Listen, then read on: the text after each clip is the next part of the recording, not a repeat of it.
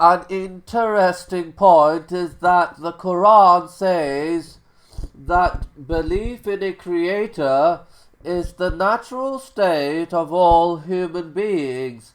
So, a prophet, as a man of pure faith, stand firm and true in your devotion to the religion. This is the natural disposition God instilled in mankind. There is, in fact, psychological, sociological, and anthropological evidence to support this notion.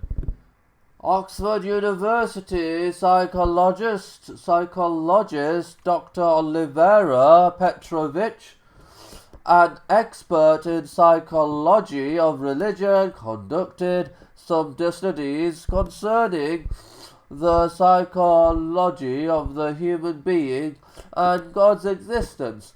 She discovered that infants are hardwired to believe in God and atheism has to be learned.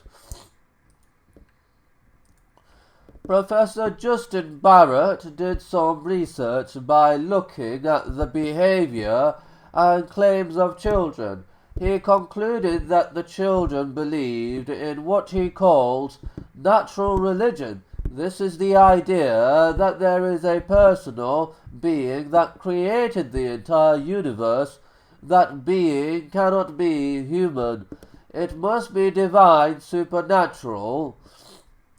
Scientific research on children's developing minds and supernatural beliefs suggests that children normally and rapidly acquire minds that facilitate belief in supernatural agents. Not long after their first birthday, babies appear to understand that agents, but not natural forces or ordinary objects, can create order out of disorder. Who is the creator? Children know people are not good candidates. It must have been a god. Children are born believers of what I call natural religion.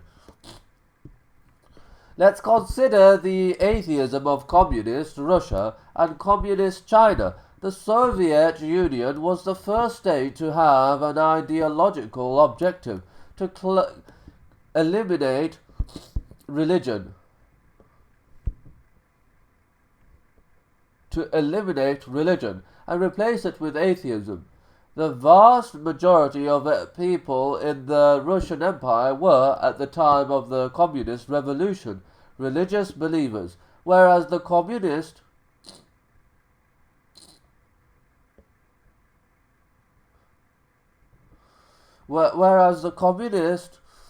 aimed to break the power of all religious institutions and eventually replace religious belief with atheism.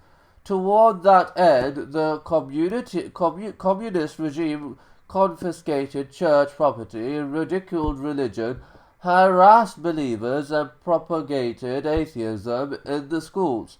Criticism of atheism was strictly forbidden and sometimes led to imprisonment. In spite of this, atheists still had signs of what you would call a worship instinct, which relates to the natural state that the Qumran speaks of. For example, their big statues of Stalin and Lenin were almost revered.